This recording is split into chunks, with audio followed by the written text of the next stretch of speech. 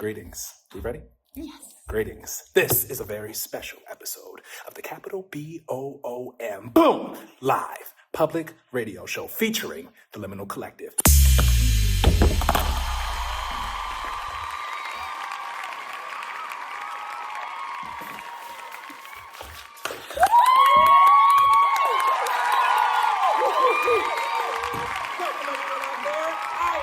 Liminal Lionel, the host of the Capitol B.0.0.M. Boom! Live public radio show. How we doing out there? One more time for y'all. Happy Aries season, everybody out there. We made it. We are here with a very, very special episode of the Capitol B.0.0.M. Boom Live public radio show. We are here with the Liminal Collective. And in case you don't know so, I'm about to educate you. The Liminal Collective is currently in process developing a performance about myth, thresholds, and preparing for hard journeys. As a devised piece, the collective develops the work with their bodies and no predetermined script. Well, I could yap all day, but I feel like the Liminal Collective can describe it better themselves. Give it up one time for the Liminal Collective. Do you see me in the wall? Do you see me in the wall? I'm as big as a dustbin. I'm as big as a dustbin. Do you see them over there? Do you see them over there? They are bigger than me. They are bigger than me. I'm as big as a dustbin. I'm as big as a dustbin. Living in your walls. And I'm living in your walls.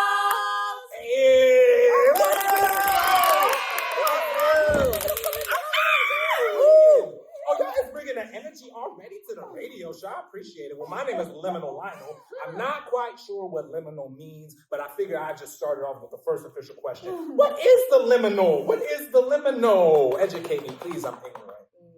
That is the question. That is the question. That's a great question. So liminal is usually like something between two things. It can be either like a very real, it could be like a hallway that's connecting, for example, our MFA studio to the hallway is the liminal space that could connect it to the rest of the Center for the Arts. When you get in your car and you drive to work, you're in a liminal state because you're going from home to another like destination, and it's being in transit. All right. But it's also being in gray areas, especially when it comes to concepts like, what's left, what's right, but what's in the middle, that's liminal. And that's what we're going to explore today. And this is Kai Dundero, who just broke down so eloquently the definition of liminal and being liminal and liminality. But can we introduce everyone that we got here? Because, we are the collective, we are the blob, we are the but who is we as individuals? So we got Kai Dundero here. Who we got here? I'm Annalise. I use she, they pronouns. I'm Jem. I use she, they pronouns. I'm Gina. I use they, them pronouns. I'm Teresa. I use she, they pronouns. And I'm Mary. I use they, them pronouns. And I'm Liminal Lionel. Now let's get into the first question. And now we already started to spark this conversation, right? So what sparked the creation of the Liminal Collective?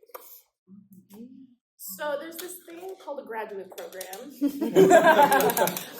This is like curricular for me personally as a theater artist. I'm very interested in bringing collectives together to like create work in a new way that is not the traditional theater. You get a script, you cast it, you get designers, you put it up on your feet, you make the show. And so I'm very interested in this idea of devising, which is creating sort of not from nothing, but from us and not from an outside writer. Liminal was like sort of like the research jumping off point of like, this is our aesthetic that we're looking into, that we want to explore. It's a very large concept. And I think that we are often creating in such isolation. As creators, we go home, we write our scripts, and then we're like, everyone look at them. But I desire a space where we can come together and be like, I have something to offer, and then the collective takes it and we, shape it. And it's never easy. Sure. And it's a slower process, which takes time to factor in everyone's feelings about it. Yeah. And then also the aspect of the audience, who is like also another aspect removed from it that we have to consider.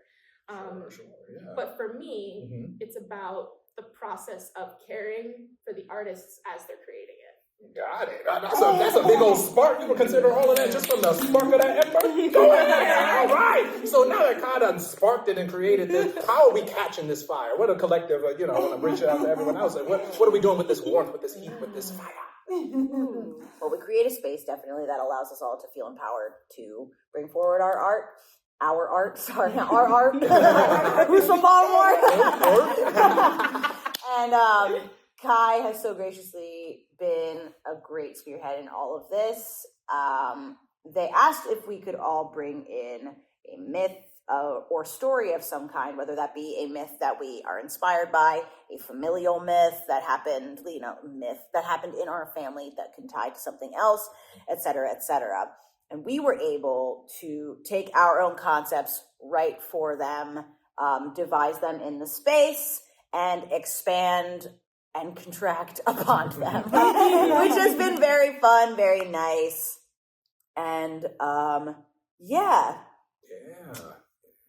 Yeah, there's been it's very much a conducive space because it's a very unrestricted space and people are very supportive, and that was the idea. Like, we're here for each other first and not to like get something done that's going to be awesome, and it is awesome, but there's been such a lovely process. It's also a space where you can kind of leave your struggle in the outside world behind. When you are in the liminal space, you are in the liminal space. You are forgetting that you have a life outside of this for a minute with all these other struggles and all this terrible stuff going on around you. But then you get in this space and you are free to just be and create and, come up with something that might be bigger than yourself. And you are surrounded by people who are feeling the same way. And it is a really amazing opportunity.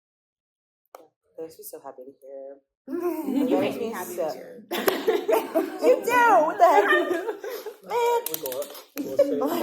All right, on to the next question. On to the next question. So this piece, and Kai began to explain this, this piece is a new work described as in process. So this is for the collective. What is your take on process versus product? And Teresa kind of hinted on it a little bit, but what is the difference between, this creation, devising process versus being in the traditional Peter art form, essentially? I do think there is such a need for perfection. And there's a need for things to just get done, especially in this economy. It's like, do it fast, do it right, and don't stray from routine. But I think an important part of truly honoring the process is recognizing that it's never over. And when you get into the product, like, you still have an opportunity to refine mid-work as you are performing, or, you don't feel like you are doing something totally right from an acting standpoint. Take a second and reroute yourself in the midst of that, and communicate with your fellow collective members. Like, communication doesn't even have to be like saying it; it can be like seeing it or gesturing it. But evolving in that space as it's happening, you never stop growing and you never stop creating, and I think that's an essential part of the process and product. Y'all is dropping these gems. Hold on, just quick, just dropping the gems. Just dropping the gems on that. My bad, Gina, my bad. You're so good. All right. It is the age-old, it's always about the journey, not the destination kind of thing.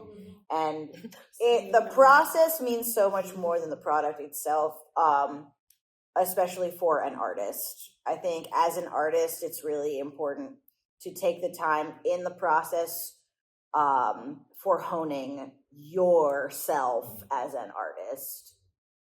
And that's, Hear that. yeah. Hear that. Y'all hear that.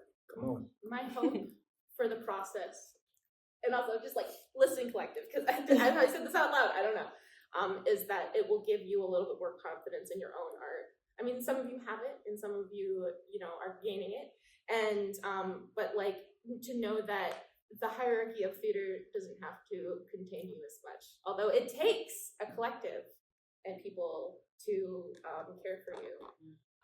But in a society that is so about product, just in a consumerist aspect of like, okay, we have to make the thing, we're using our bodies to make the thing, and then you go buy the thing. I believe that art is a magic and a like tangible thing that we as humans need to eat. You know, we need to eat it. We need to eat art. It's like Gavin Witt says from a play that if this be, it's from a play, but like if this be an art, let it be an art as natural as eating.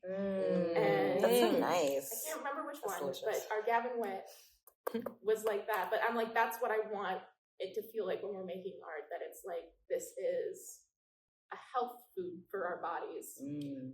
Yeah. So good. Well put. That is it. That's so good. I was gonna say, hopping off of that, this is the first time that I have done like a fully devised piece, like from the absolute ground up. And with the structure that we have created, I have found it very healing and very eye-opening, soul-opening. And I'm realizing so much more about myself. I was just like, oh, yeah, let me pick this myth. It's really cool, really fun. And then cut to me in my therapy session on Wednesday being like, and this is the point of my piece. And this is and like literally putting the connections together. And it's something that like I didn't know that I needed. And this is also like, I would say we're all like little directors at one point in the show, which is super cool and super fun. I had one other directing experience, and that was Play Slam here. But to get this in a longer form and like seeing your vision come to light and then like seeing the process of the vision as well, you're like, it's delicious. It's so cool. It's exactly this. Got them cheese balls. All right. Pass the cheese balls. And while y'all is munching, I just got one last question for y'all. I'm good, thank you. Really perfect on this show. Yeah, please. For anyone listening, for anyone watching, in process doesn't mean that we're gonna have scripts. That it's like really is in process. That we're not super, we're rehearsed, but we're not, because we're focusing on the process. It's not about the product, but it needs the audience to exist. We have been thinking about the audience since day one. So we're very excited for the audience to come and become part of the process with us. And that's a perfect segue into our last and final question. What can folks look forward to on their journey in the in-between space? One more time. What can folks look forward to on their journey in the in-between space? And just in the spirit of creating equity. Mary, do you mind if I pass that over to you?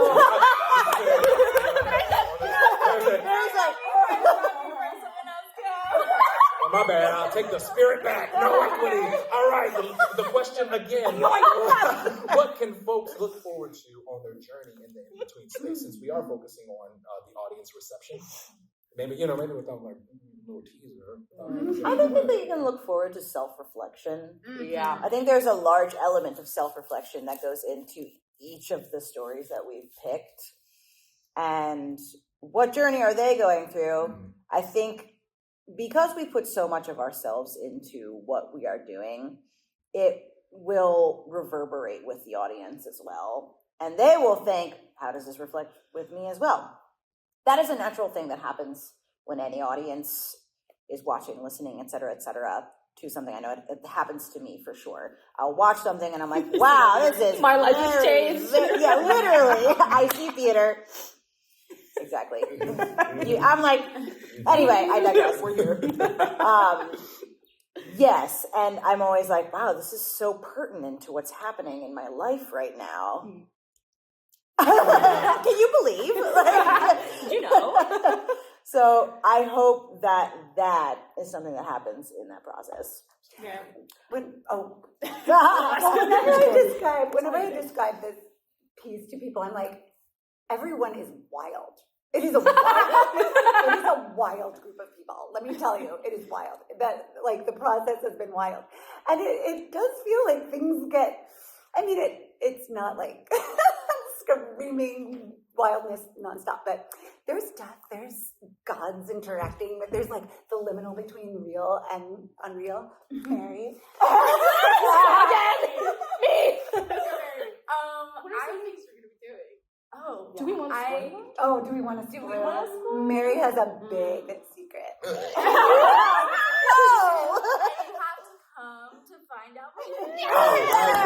I like that. So where is this going down? Can we do a quick plug? Yeah, Studio Theater at Center for the Arts, Towson University. There is a pre-show at 6:30 and the show at 7. There is a show on the 5th and the 6th. But if you want to come to our preview on the 4th, DM me.